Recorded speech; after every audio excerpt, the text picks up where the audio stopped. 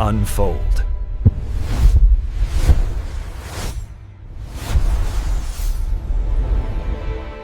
Welcome to the deep dive. For most of us, when we picture Antarctica, the image is, well, it's absolute, isn't it? It is. It's the white continent.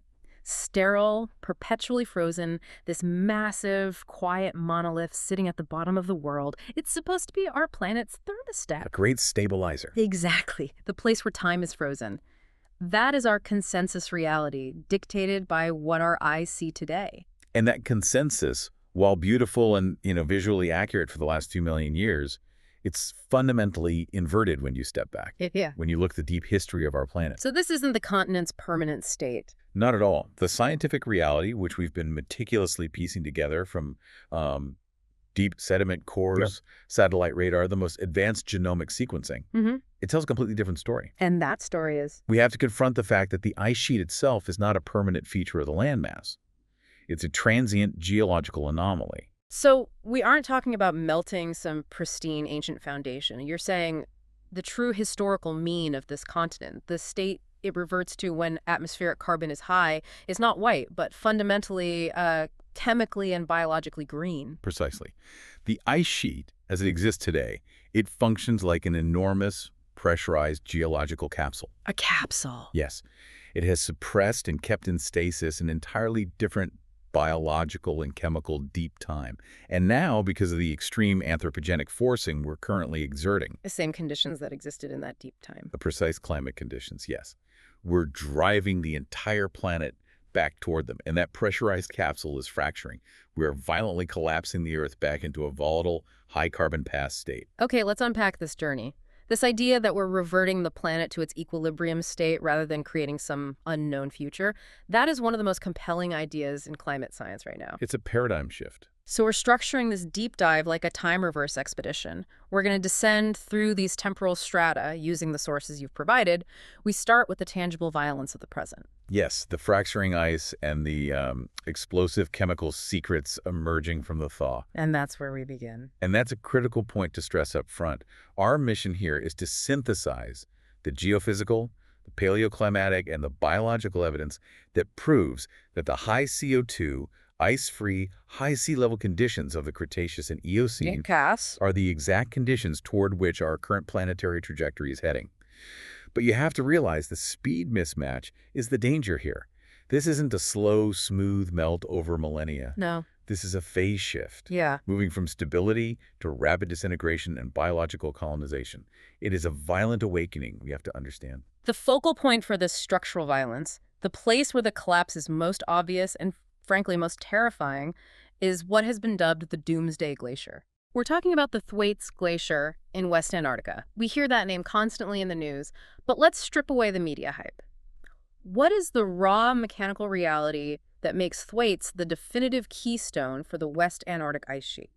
The scientific reality is terrifying because the concern is based on immutable physics and geometry, not on, speculation. Thwaites is the keystone for the entire West Antarctic ice sheet, the WAIS. So if Thwaites goes... If Thwaites disintegrates, the WAIS, which hold enough ice to raise global sea levels by over 3 meters, it follows. 3 meters just from that one sector. For you to visualize the scale here, Thwaites is comparable in size to the state of Florida. Or, if you're in Europe, roughly the size of Great Britain, it's an enormous river of ice. And it's already contributing about 4% of global sea level rise right now. But that's just the steady state, isn't it? The fear is the runaway collapse. That's the fear. So what makes its geometry so uniquely susceptible to irreversible failure compared to, say, the much larger East Antarctic ice sheet? The difference lies entirely in its foundation. The East Antarctic ice sheet, the EAIS, it rests primarily on land that is above sea level. It's stable. Okay. Thwaites, however, sits in a deep marine basin. And critically, that basin has a retrograde slope. A retrograde slope. What does that mean in simple terms? Imagine pushing a heavy wedge of ice up a hill for stability. That's a stable configuration. Thwaites is the opposite. Its bedrock slopes downward toward the interior of the continent. So it's like it's resting on a downward ramp into the ocean. An enormous inverted bowl is a good way to think about it. The deeper the glacier retreats inland, the thicker and heavier the ice column becomes that's exposed to the ocean water. Which means it gets more buoyant and lifts off the bedrock faster. Exactly. Once the grounding line, that crucial point where the ice leaves the bedrock and begins to float, retreats past a certain critical point, you get this inevitable runaway feedback loop. And there's nothing to stop it. There is no natural geological feature, no high point in the bedrock, to stop that collapse until the entire basin empties. It's like pulling a giant plug from a slanted bathtub. That geometry defines the Thwaites' unique sensitivity. And the immediate precursor to this catastrophic inland surge is the failure of the Thwaites Eastern Ice Shelf, the structure you've called the Flying Buttress. That's the dam. We have to look at the Thwaites Eastern Ice Shelf, or TIS. This floating extension acts as a structural choke point, the Flying Buttress, responsible for holding back the immense volume of land-based ice behind it. And it's failing. Recent satellite and radar analysis confirms this dam is failing, but the failure mechanism is crucial to understand. It's not primarily melting, though, that is happening underneath. It's brittle fracture. So it's shattering. The massive cold ice is shattering structurally from immense internal stress, like a piece of glass. And what initiated this brittle fracture? Was there a single point of failure? Yes. The initial failure point was the loss of the pinning point. This is a submerged seamount, a bathymetric feature that the T's used to rest on. It provided frictional resistance that stabilized the whole structure. And it let go. Satellite records confirm the ice shell has lost its grip on this submerged peak.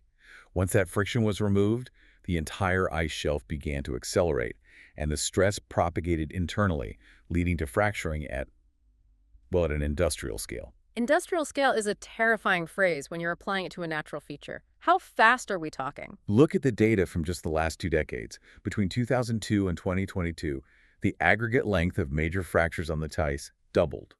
From approximately 160 kilometers to over 320 kilometers of deep penetrating rifts. But the most alarming signal is the acceleration. The central sector of the ice shelf saw its speed increase by a staggering 70%. 70%? That doesn't sound like natural fluctuation. It's not. It accelerated from under 2 meters per day to nearly 3 meters per day in recent observation periods. In material science, that kind of rapid, nonlinear acceleration is a classic signal that a material is approaching its failure point. So the models are changing. When glaciologists see that kind of speed up over such a short period, it changes the forecast from centennial models to decadal or even annual timescales for a major structural event. The ice is losing its viscosity and becoming brittle because the stabilizing force, the pinning point, is gone. So if that flying buttress fully disintegrates, if the Thwaites shatters into icebergs, that's the moment the cork is pulled from the bottle. It is the critical tipping point. The disintegration of the Thwaites removes the primary resistance, initiating a massive inland ice surge. We're no longer talking about a regional issue. It's global. This process, once fully initiated, commits it to a long-term sea level rise of over 3 meters globally. This profoundly reshapes coastlines, and the speed of the initiation event is shocking scientists all over the world. While the surface shatters, you mentioned there's simultaneous destruction happening beneath the glacier, driven by hidden heat. Yes, we're seeing a highly efficient mechanism of vigorous melting. And it's driven by warm saline water from the deep ocean, the circumpolar deep water. How does that warm water get in there? High-resolution oceanographic data, much of it collected by robotic submersibles, confirms that tidal action is actively and efficiently pumping this warm water, which is several degrees above freezing, into the vast cavity beneath the ice shelf. So the tides are literally pushing warm water under the ice. It infiltrates every fissure and channel, literally melting the glacier from the inside out, lubricating the bedrock and increasing the instability above. This sounds like a dual assault thermal erosion underneath combined with mechanical stress from above. Exactly. And the internal stresses are showing up visibly in the structure of the ice mass itself, because the flow speeds are so radically different now. Right, that's 70% acceleration. The fast-moving central ice is grinding against the static or slower-moving sections. It creates these chaotic shear zones. And what does that look like? Recent analysis of the ice surface showed the loss of internal cohesion looked like a shattered car window. Wow. A dense, chaotic mosaic of cracks and rifts. The ice is losing its physical integrity. It is no longer behaving like a single cohesive geological mass. It is behaving like a collection of unstable, accelerating blocks. So we've documented the immediate structural violence of the fracturing ice. Now let's dive into what the thaw is unlocking beneath the surface. A chemical and biological time bomb sequestered for millennia. We'll start with the stunning 2025 discovery along the Pacific margin of the Antarctic Peninsula. massive methane columns erupting from the seabed. This discovery dramatically demonstrates the scale of the planet pushing back against thermal change. We were talking about the detection of huge, localized discharges of methane. These weren't just small bubbles. No, these were not gentle seepages. Some columns were rising 700 meters vertically from the seabed, expanding to 70 meters wide as they neared the surface. That is an immense concentrated gas discharge from the seafloor. And this methane is being released from what are called clathrates, or gas hydrates. Can you explain the science of these clathrates, what keeps them stable, and why are they suddenly destabilizing at this explosive rate? Gas hydrates are crystalline solids, often nicknamed ice that burns, because methane gas molecules are physically trapped within a lattice cage of water molecules. Okay. They're geologically stable only under a very specific set of conditions: high pressure and low temperature. Conditions you'd find at the bottom of a cold ocean under an ice sheet. Precisely. But they're being destabilized by two simultaneous mechanisms, which is the terrifying part. The first is purely thermal, I assume? The warming of the ocean? Correct. The warming of the southern ocean waters, specifically the introduction of that circumpolar deep water we just discussed, is raising the temperature floor, causing the hydrates to destabilize thermally. But the second mechanism is unique to the cryosphere and directly relates to the mass loss of the ice. Which is? Post-glacial rebound. That's the process where the Earth's crust rises as the weight of the ice is removed, correct? Exactly. As the massive ice sheets melt off the Antarctic Peninsula, the underlying continental crust loses weight and begins to buoyantly rise.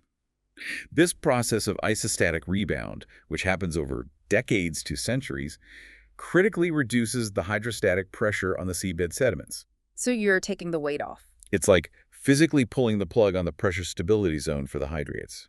You are attacking their stability from two sides at once, heating them up and removing the pressure that holds them solid. A double whammy. And when that hydrate dissociates, that solid ice-like material instantly transitions into a gas. I understand that transition is intensely volumetric. Is the definition of an explosion. When solid methane hydrate dissociates into free methane gas, it expands to 160 times its original solid volume. Wait, 160 times the volume? That's not a gentle release. It's a mechanical force. This rapid, massive expansion creates colossal pressure within the sediment column. The pressure literally blasts the sediment apart, leading to the formation of structures we call mud volcanoes, and, critically, the potential for widespread catastrophic submarine slope failure. If that scale of slip failure occurs, the comparison to the prehistoric Sterility suddenly becomes much less abstract. It draws a chilling direct parallel. The Sterility slide off the coast of Norway was a massive prehistoric event, likely triggered by similar gas hydrate destabilization. It triggered a colossal tsunami that devastated coastlines across northern Europe. And the Antarctic Peninsula has how much of this stuff? It holds an estimated 24 gigatons of carbon sequestered in these hydrates.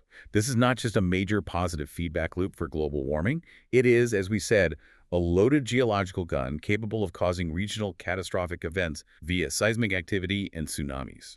If methane is the immediate explosive climate threat, there's also the silent toxic threat of mercury, also locked away by the freeze. That is the insidious danger that will define the early stages of this green Antarctica ecosystem.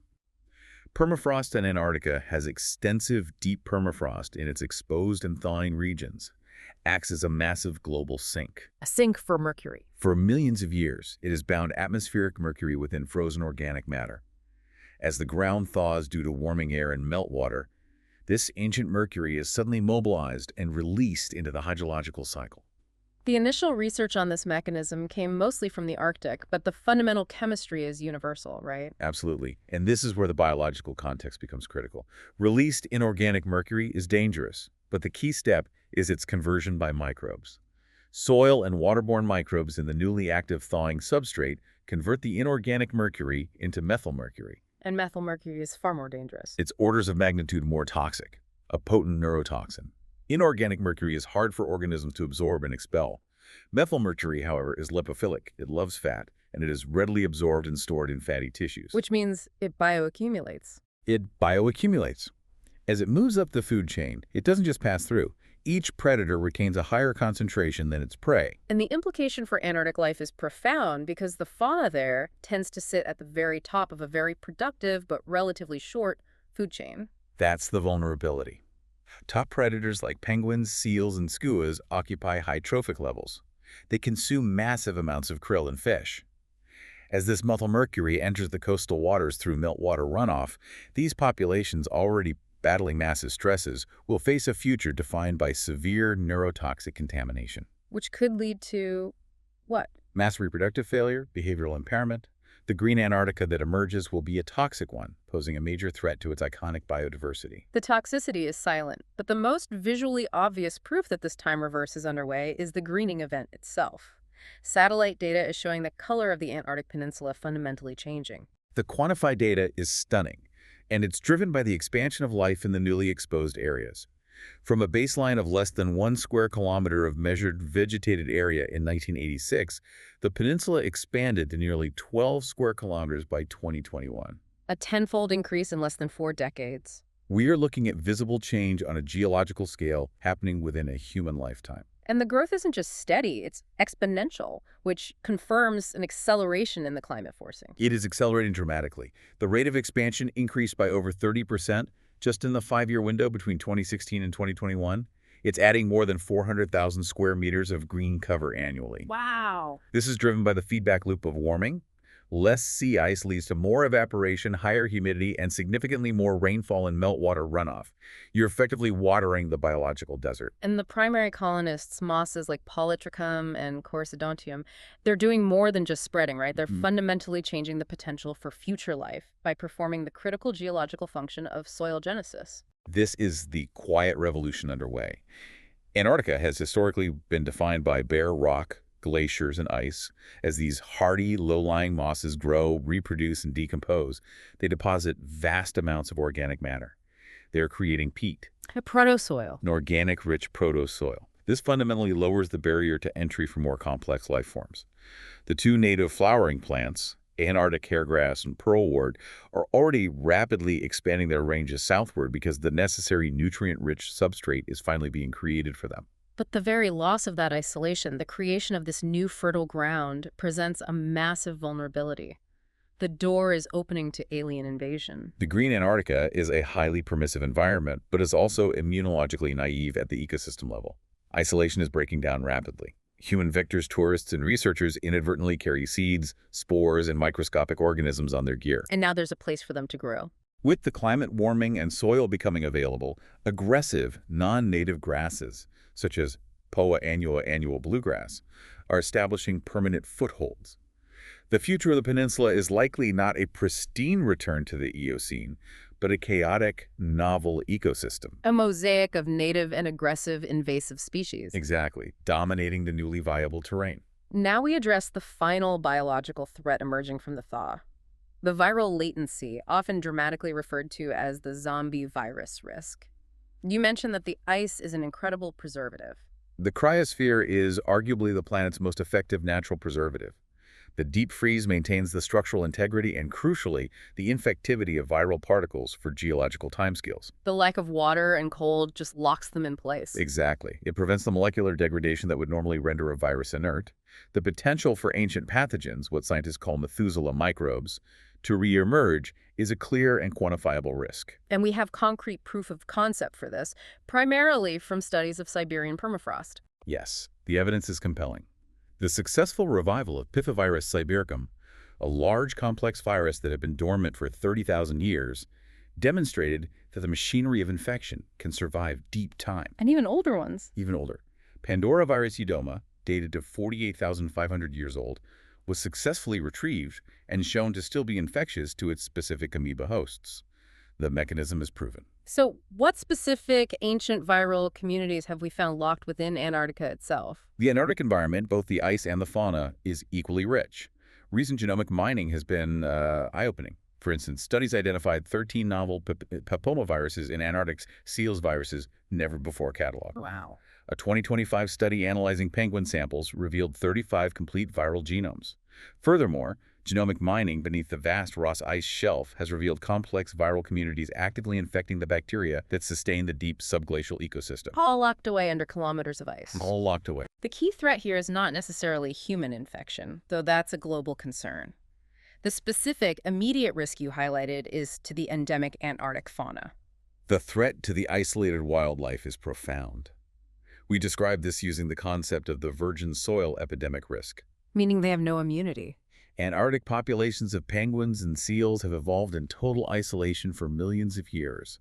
They haven't encountered pathogens circulating in the rest of the world, nor have they encountered the ancient ones locked beneath their own habitat. They are, in immunological terms, exceptionally naive. And the mechanism of transfer. How does a virus frozen for 30,000 years reach a modern penguin colony? Meltwater runoff is the vector. As the permafrost melts, as the glaciers calve, as the subglacial water systems drain, this ancient biological material is carried into the coastal waters. And into the food web. Critically, into the food web. The concern is a spillover event, where an ancient virus finds a compatible host in a modern seal or penguin, potentially triggering a mass die-off that destabilizes the entire Southern Ocean food web. So the time reverse isn't just climatological, it's an immunological shock. It's an immunological shock that could lead to mass extinction among these isolated populations. We have documented the structural violence and the hidden threats emerging from the present. Now, let's use our sources to travel backward in time to the before picture. To understand the speed of our collapse, we must understand how the ice began.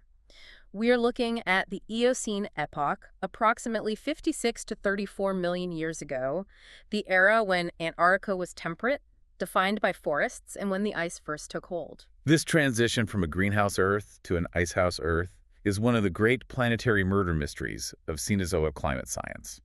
The goal is to identify what killed the Eocene greenhouse and triggered the formation of the first major ice sheets. And for decades, there were two primary suspects. Two competing suspects, yes. Suspect number one was the Grand Tectonic Theory, the opening of the Drake Passage. Right, the gap between South America and Antarctica. The theory was compelling because it was about physical isolation. The opening of that passage allowed for the formation of the Antarctic Circumpolar Current, or ACC. The largest ocean current in the world. And it flows unimpeded around Antarctica. The idea was that the ACC thermally isolated the continent, cutting it off from the warm global circulation, plunging it into a deep freeze, and initiating glaciation. It sounds like a perfect geological explanation. A tectonic gate opens and the cold rushes in. But recent evidence complicated that clean narrative. It did. Advanced seafloor sediment analysis suggested the Drake Passage may have opened much earlier than previously thought, perhaps as early as 50 million years ago. Which is millions of years before the ice really started to build up. Exactly. Millions of years before the first major glaciation event around 34 million years ago. So while the ACC was an important factor for isolation, thermal isolation alone was insufficient. The gate opened, but the cold didn't rush in immediately. Something else had to actively pull the entire planetary thermostat down. Something massive had to do it.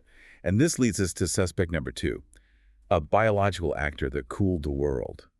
The Azolla event. This is one of the most incredible stories in Earth's history. It's a magnificent and humbling example of a biological mechanism regulating the entire planet's climate.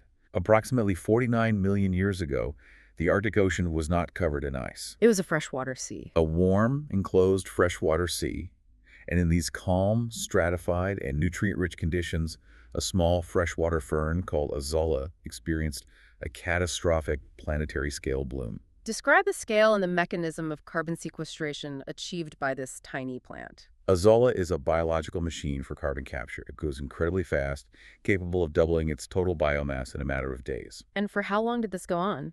For an astonishing period of approximately 800,000 years, massive, dense mats of Azolla covered the entire surface of the Arctic Ocean. But the key was the burial mechanism. When they died, they didn't just rot. When these vast mats died, they sank to the anoxic depths of the ocean floor, where the lack of oxygen prevented them from decomposing.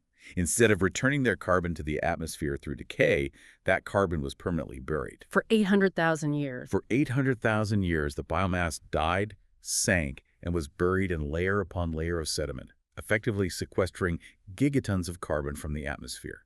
This biological process triggered a massive, sustained reverse greenhouse effect. And CO2 levels plummeted. Atmospheric CO2 levels crashed dramatically, dropping from estimated highs of around 3,500 parts per million down to approximately 650 ppm. A drop from 3,500 to 650. That is an astronomical planetary shift achieved by a fern. And that global cooling event allowed the Antarctic ice sheets to finally nucleate. It turned down the global thermostat enough that the high-latitude landmass, already experiencing some isolation, could retain snow and initiate the major, sustained glaciation that defines our current icehouse Earth state.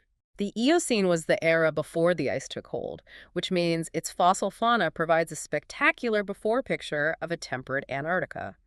We have these stunning finds from Seymour Island. Let's start with the colossal penguins. The beaches of Eocene Antarctica supported an entirely different definition of marine life. They were dominated by species of penguins, the subfamily Paleodiptinae, that absolutely dwarf their modern descendants. These were apex marine predators of staggering size. Just how large were these giants? I mean, a modern emperor penguin is already an impressive bird. We're talking about true giants. Anthropornis nordenskjoldi stood up to 1.8 meters, 5 feet 11 inches tall, and weighed around 90 kilograms. Taller than me. But then you have specimens, possibly from 𝐏𝐿𝐃𝐂𝐀𝐒𝐒𝐓, suggesting heights approaching the 2-meter mark and weights exceeding 115 kilograms. 2 meters tall. That's a human-sized, possibly heavier bird. What does that massive size tell us about the ecosystem? That size is key. For a warm-blooded animal of that mass to thrive, it requires immense amounts of readily available energy. The marine environment of the Eocene Southern Ocean must have been incredibly productive, capable of sustaining a massive biomass of fish and other prey. So they were the killer whales of their day. They filled that apex marine predator niche, yes. Their existence confirms a rich, temperate, life-sustaining coastal environment in ancient Antarctica. And the Eocene wasn't just about giant birds in the sea. A 2024 discovery of terror birds on Seymour Island proved it had a thriving terrestrial ecosystem capable of supporting large land carnivores. This discovery fundamentally altered the picture of terrestrial Eocene Antarctica. It confirmed the presence of Forus racidae, the terror birds. What were they like? These were imposing flightless apex predators, standing around 2 meters tall, characterized by massive, powerful legs, hooked beaks designed to strike and tear, and often sporting powerful sickle claws. Their presence implies a complete food chain, not just small insects and mosses. Absolutely. The rule of ecology is that apex predators require a stable, abundant prey base. The existence of terror birds means that Antarctica supported a fully functional terrestrial trophic pyramid with large herbivores to hunt. So it was a rich, temperate, stable environment. For millions of years, yes. Capable of maintaining complex mammalian and avian populations. And the subtle details of the smaller mammals that coexisted with them are just as profound, specifically the marsupial legacy found in the fossils. We look at the fossil record of 𝐏𝐿𝐃𝐂𝐂𝐏, a marsupial weighing about 1.3 kilograms. The profound detail is revealed in its teeth. Its dental morphology clearly marks it as a frugivore. A fruit eater. I understand why that's significant. A frugivore requires a consistent food supply. It has enormous implications, especially at that high southern latitude, for a mammal of that size to survive reliably on fruit, not just sporadically, but consistently enough to evolve a dietary specialization. The forests must have been incredibly productive. The Eocene Antarctic forests must have been diverse and reliably producing fruit over seasonal cycles. This paints a picture of temperate rainforests and deciduous ecosystems, confirming a mild, reliable, and seasonal growing cycle despite the high latitude. It truly was a temperate world supporting rich, deep biodiversity. We've established the Eocene as the gateway, the time immediately preceding the ice. Now let's use the sources to descend to the absolute extreme of the green Antarctica, the ultimate before. We are traveling to the mid-Cretaceous, approximately 90 million years ago. The reference point for the warmest sustained state the Earth has achieved. And this descent is a triumph of modern paleoclimatology, made possible by a single remarkable scientific mission, the PS-104 expedition. In 2017, the German research vessel Polarstern used a highly specialized drill rig to retrieve a long sediment core from the Amundsen Sea embayment far beneath the modern ice. What they found 30 meters below the seafloor was not what they expected. They weren't looking for marine sediment. They expected marine mud, maybe some ancient shell fragments. Instead, the core contained pristine, fossilized forest soil from the Cretaceous period, preserved perfectly. Wow.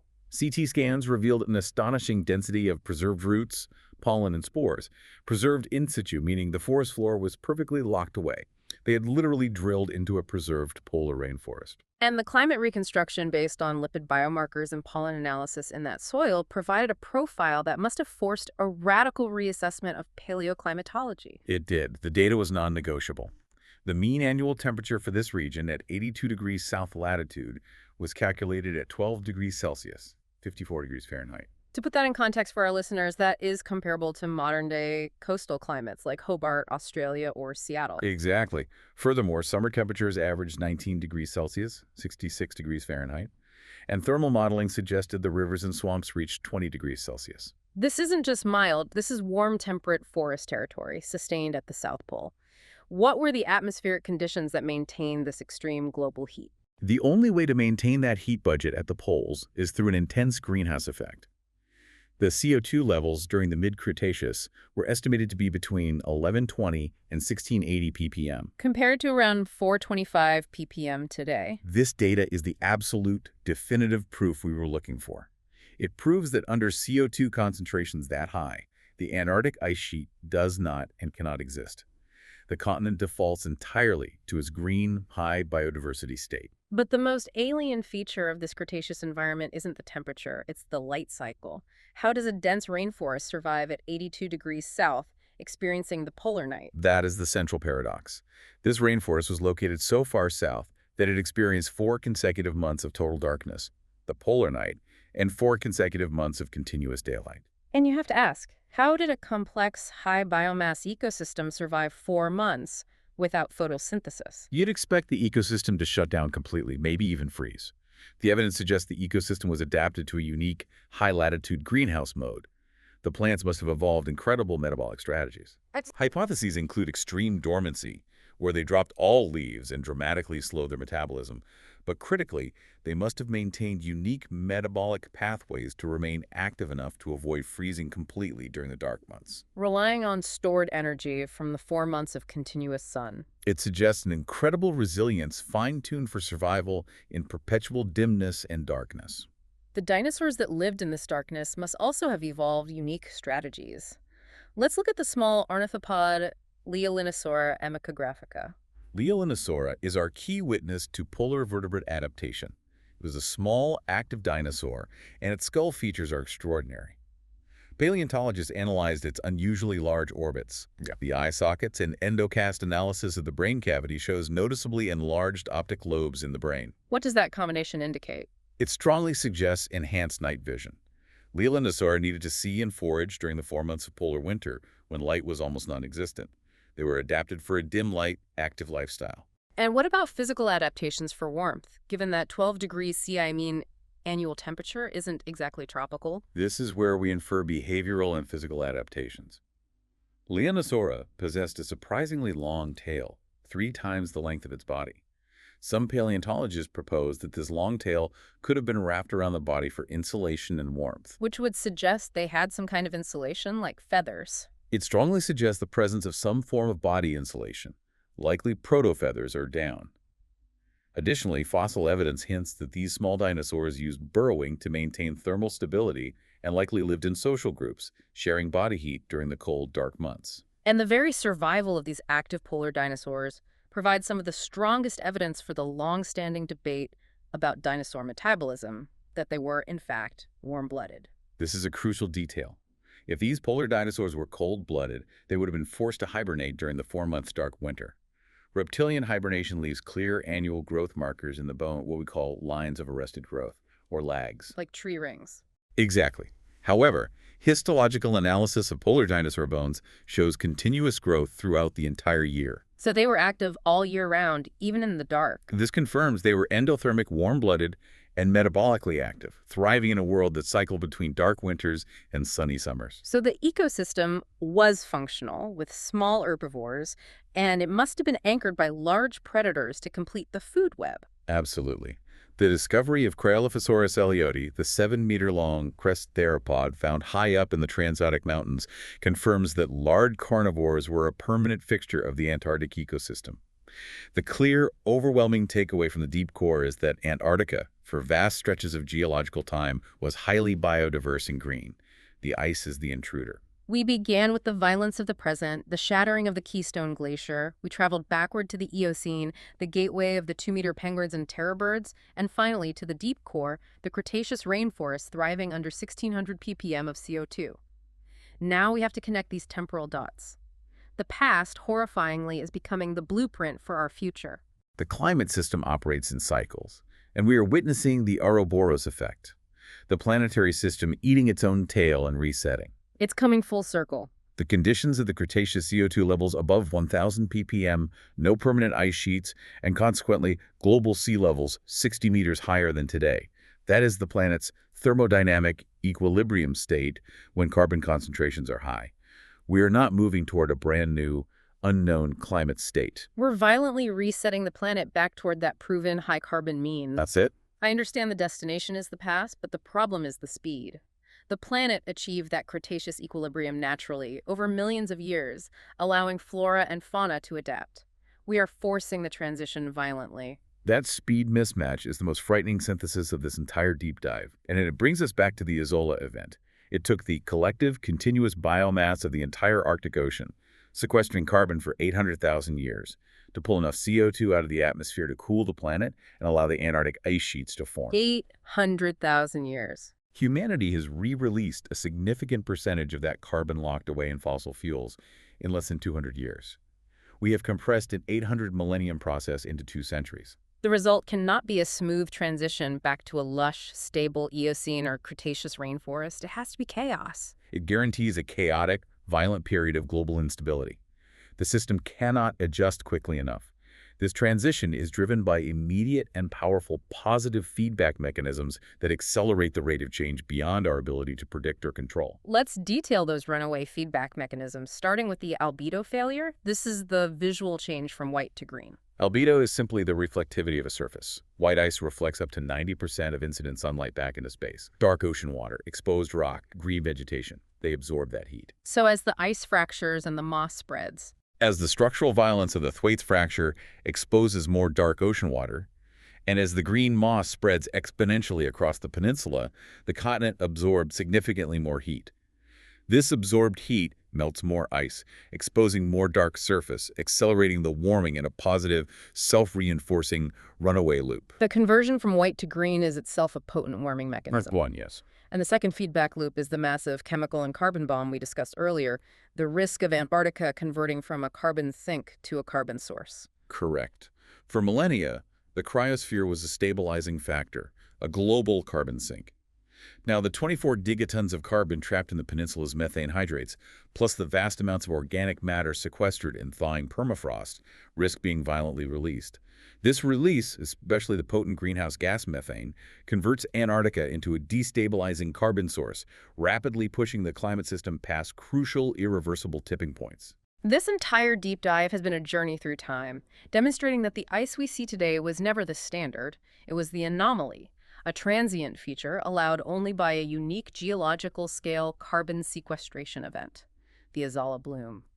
And now that sequestration is being undone at a speed the planet has not encountered in 34 million years. The key insight we must internalize from this deep dive is this. We're not successfully destroying the planet. The Earth is robust. What we are accomplishing is violently resetting it to its greenhouse mean. And it doesn't care if we're here to see it. The green Antarctica is waking up, and it is fundamentally indifferent to whether human civilization, which flourished entirely within the brief, stable icehouse conditions of the last few million years, can survive the chaotic transition back to that high-carbon mean. The planet will find a new equilibrium, but it will be an unfamiliar one for us. That structural violence of the Thwaites failure, the immediate toxic threat of the methane blowouts and the ancient mercury, the biological shock of the immunologically naive fauna, the surprise of the 2-meter penguins and the terror birds, and the ultimate shocking truth of the Cretaceous rainforest, all of it confirms that the ice was simply a geological pause button. And that pause button is now fully released. Here's the final provocative thought to consider, specifically building on the concept of the novel ecosystem. Okay. If the world reverts to an ice-free, high CO2 state, we know what the Eocene looked like. Productive, stable, supporting massive endemic species like the terror birds. But because of the unprecedented speed of our forcing, the complete loss of isolation, the introduction of aggressive, invasive species like Poa annua, and the pathogens emerging from the meltwater. Will the new green Antarctica be the pristine world of the Eocene? Or will it be a chaotic, toxic environment dominated by whatever aggressive weeds, contaminants, and dormant pathogens manage to colonize it first? Is the chaos of the transition permanently polluting the destination? Food for thought indeed, as the white world turns irreversibly green. Thank you for joining us on this deep dive.